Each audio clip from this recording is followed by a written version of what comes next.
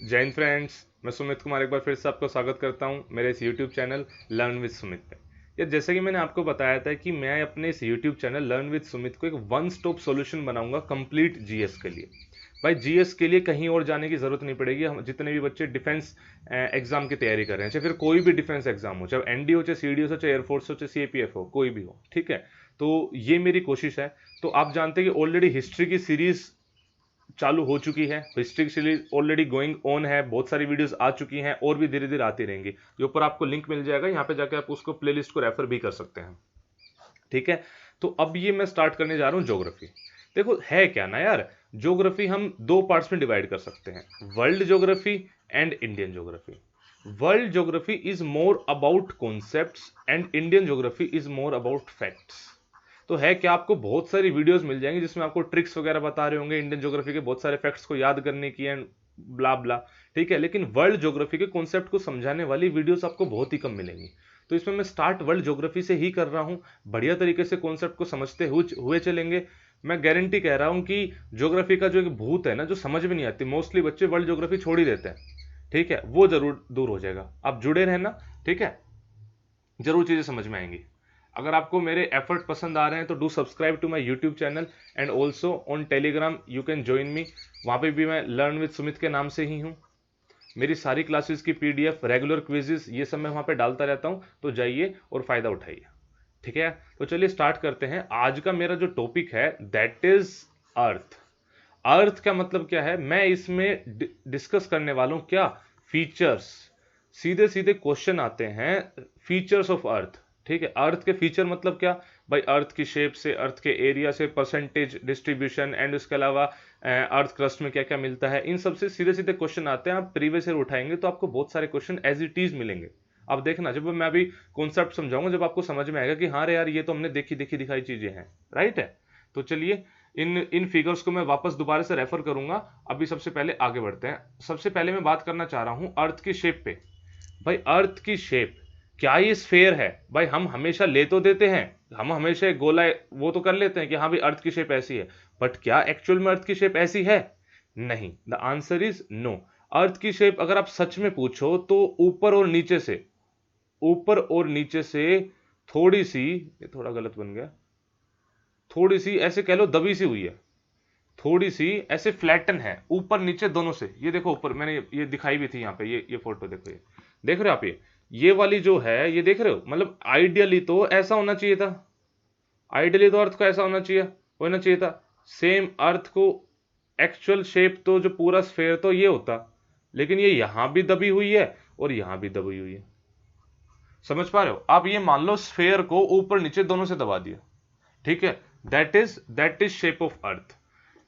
एक बात और ऑब्जर्व करने वाली यहां पर ये है कि जो ये होता है बीच का, जिसको मैं इक्वेटर बोलूंगा, आपको बाद में समझाऊंगा भी, यहां अब दबी हुई है तो यहां पे ना थोड़ा सा बल्जिंग इफेक्ट आता है। यानी जो एक्चुअली में, मैं कलर चेंज करके समझाता हूं, शायद बेटर समझ में आए। जो एक्चुअली में जो शेप ऐसी होनी चाहिए थी, मान लो, मतलब मेरा कहने का मतलब, नहीं थोड़ी सी ये भी गलत बन गया, मेरा कहने का मतलब ये है कि यहां पे, मतलब यहां पे तो सेम ही है, यहां पे तो सेम ही है, लेकिन यहां पे स्फेयर होता तो ऐसे जाती है, लेकिन इक्वेटर के पास बिकॉज ऑफ सारा जो मास कंसंट्रेशन है उधर ही होता है, तो थोड़ा सा बल्जिंग इफेक्ट दिखता है, बल्जिंग इफेक्ट दिखता है थोड़ा सा। समझ में आया? बल्जिंग इफेक्ट, जो कि मतलब जो थोड़ी सी ज्यादा बाहर निकली होती है अर्थ इक्वेटर के पास से। ये सारा मैं इसलिए बता रहा हूं कि सीधा सीधा ना पेपर के आए हुए क्वेश्चन है ये, राइट है। तो जी earth is not a perfect square. अगर पेपर में क्वेश्चन आए कि shape of earth option A is sphere, तो आप उसको उसको रोंग टिक करोगे, because earth is not a sphere, earth is not a sphere, ठीक है। It can be considered as spheroid compressed on poles. समझ रहे हो? इसको क्या बोलते हैं हम? ओबलेट स्फेयर शेप बोल सकते हैं हम। ओबलेट स्फेयर मतलब थोड़ा सा बिगड़ा हुआ स्फेयर। ओबलेट इलिप्सोइड बोल सकते हैं, थोड़ा सा बिगड़ा हुआ इलिप्स, या इसको हम जियोइड भी बोलते हैं। तो पेपर में सीधा सीधा क्वेश्चन है, अगर ये ऑप्शन हो तो ही आपको, या फिर इन्हीं ऑप्शन को थोड़ा सा एक्सप्लेन करके दे रखा हो, that is spherical shape, that is flatten from poles, इस टाइप कुछ बातें हो रखी हो तभी, राइट? Getting my point? समझ आ रही है मेरी बात? तो मतलब सीधा बोल दे स्फेयर, सीधा बोल दे इलिप्स, तो आप उस पर आप रॉन्ग टिक करोगे। ठीक है, तो ये 3-4 क्वेश्चन मैंने डिस्कस कर दिए। आप देखो कुछ और फैक्ट्स। अर्थ की एज कितनी है भाई? अप्रोक्सीमेटली 4.6 बिलियन ईयर्स अगो, या आप ये कह लो 4600 मिलियन ईयर्स अगो अर्थ की फॉर्मेशन हुई थी। ठीक है, उसके बाद अलग अलग टाइम पीरियड आया है जिसके अकॉर्डिंग बहुत सारी चीजें चेंज हुई हैं। ठीक है, मतलब स्टार्टिंग में तो आपको पता है कि उस टाइम पे तो कोई भी नहीं रह रहा था यहाँ पे, सिर्फ और सिर्फ रोक। पहले अर्थ देखो, एक्चुअली अर्थ को 4.6 से 4.0 बिलियन ईयर्स, ये 0.6 बिलियन ईयर तो अर्थ को एक्चुअल जो शेप है वो आते आते लग गया। उसके बाद धीरे धीरे धीरे बहुत सारी चीजें आई, फिर रॉक्स बनना स्टार्ट हुई हैं, फिर इसमें लाइफ आई है। राइट है, राइट है। तो ऐसे करते करते जो आज हम देख रहे हैं, जो जैसा ये है, ये ज्यादा पुरानी नहीं। आज की जो जो भी जीव जंतु हम देख रहे हैं अप्रोक्सीमेटली 10,000 साल पुराने हैं सारे, जो ह्यूमंस है, सारी बातें हैं। अच्छा, क्या उससे पहले नहीं थे?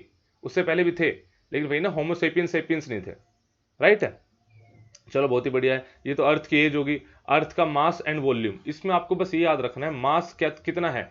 6 इंटू अप्रोक्सीमेटली 6 इंटू 1024 kg। ये 1024 is the key, because volume में भी 1 अप्रोक्सीमेटली 1 इंटू 1024 kg। ऑप्शन में आप इतने से कर लोगे। एग्जैक्ट याद क्यों रखना है भाई? वॉल्यूम क्या याद रख लो, अप्रोक्सीमेटली 1 इंटू में 1024। एक्चुअली 1024 नहीं है, 10 की पावर 24 है। ये 24 नहीं है, 10 की पावर 24 है। 10 की पावर 24 याद रखो आप। ठीक है जी, ये मैंने यहां पे वही ना, वो गया नहीं वो ऊपर। 10 की पावर 24। डेंसिटी इज अप्रोक्सीमेटली 5.5, बस। ठीक है, चलो अब बात कर लेते हैं एरिया की। भाई देखो, आपको ना इसमें 2-3 चीजें याद रखती हैं। एक तो आपको याद रखना है कि 29% ही सिर्फ लैंड है, बाकी जो 71% है that is full of water. आपको यह बात याद रखनी है। एक आपको अगर हो सके तो ये फैक्ट भी याद रखना है, 509 700,000 स्क्वायर किलोमीटर। मैं इसमें ये कह नहीं रहा कि याद रखो ही रखो, ठीक है, लेकिन ये 71 और 29% जरूर याद होना चाहिए। ये कुछ ऐसे फीचर्स हैं जिनसे सीधे क्वेश्चन आते हैं। दैट इज मैंने पहली वीडियो इस चीज पर रख ली कि सीधे सीधे फैक्ट्स आप कर लो। इसको आप कैसे चाहो तो कॉपी पे नोट कर सकते हो, चाहो ये पीडीएफ मेरे टेलीग्राम चैनल पे मिल जाएगी, वहां से आप सीधा सीधा इसको पीडीएफ से पढ़ सकते हो। लेकिन पहले फैक्ट्स जानने जरूरी है। कुछ ये ना फैक्ट्स सीधे सीधे पेपर में आ जाते हैं, क्योंकि इन्हीं फैक्ट्स को मैं रेफरेंस लेके आपको कॉन्सेप्ट समझाऊंगा।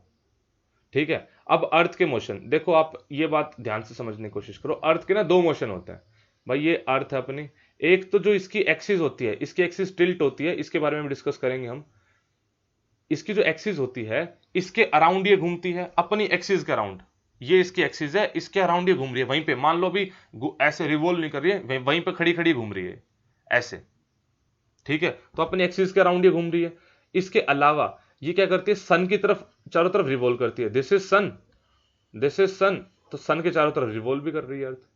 तो अर्थ साइमल्टेनियसली 2 मोशन करती है, रिवॉल्यूशन एंड रोटेशन। रोटेशन जो होते ही है वो अपनी खुद की ओन एक्सिस, अपनी एक्सिस पे घूम रही होती है, और रिवॉल्यूशन जो होती है वो सन के चारों तरफ घूम रही होती है। तो अर्थ साइमल्टेनियसली 2 मोशन कर रही होती है ऐसे, रिवॉल्यूशन एंड रोटेशन।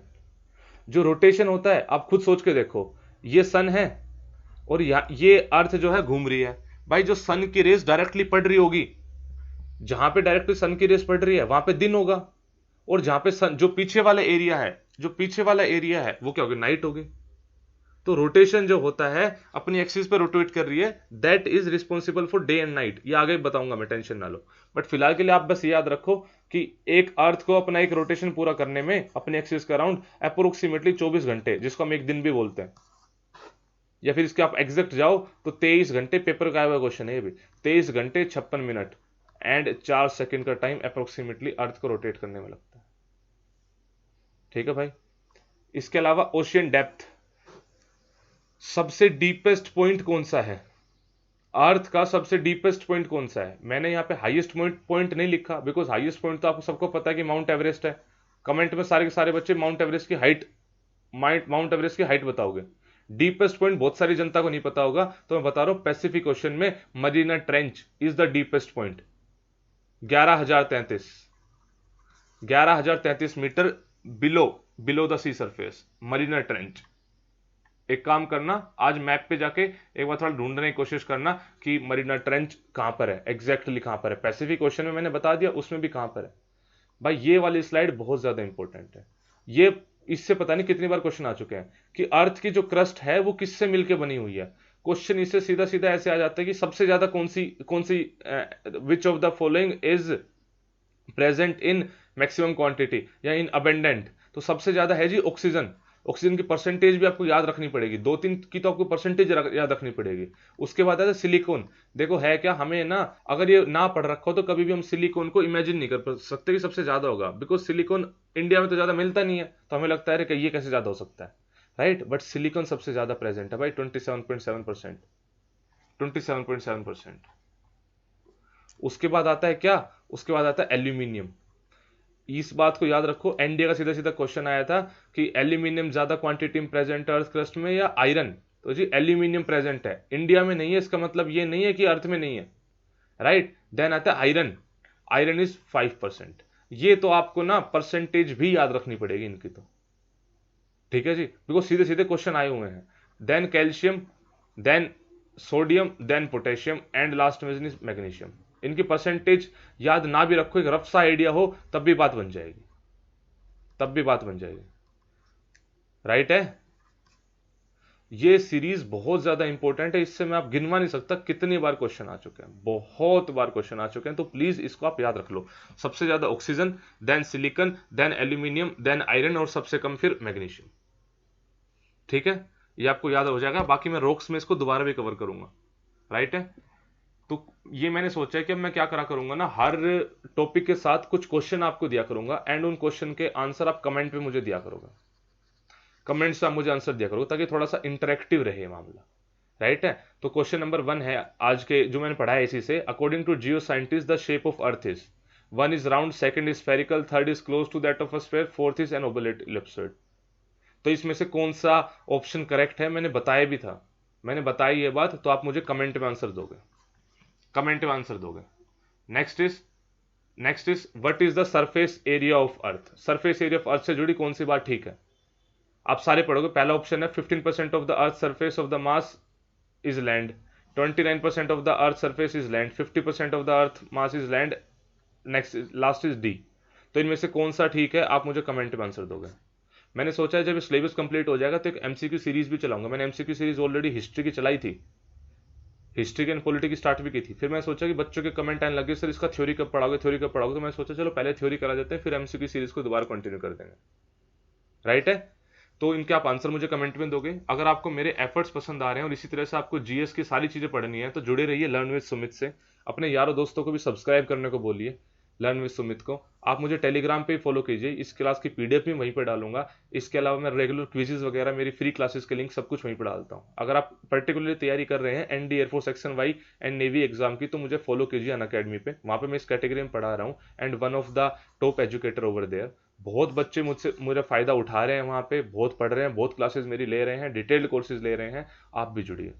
अगर आपको अन अकेडमी प्लस का सब्सक्रिप्शन लेना है तो आप मेरा कोड यूज कर लीजिए सुमित कुमार 9, आपको फ्लैट 10% का डिस्काउंट भी वहां पे मिल जाएगा, ठीक है यार। तो पढ़ते रहिए, मेहनत करते रहिए। जय हिंद, जय भारत।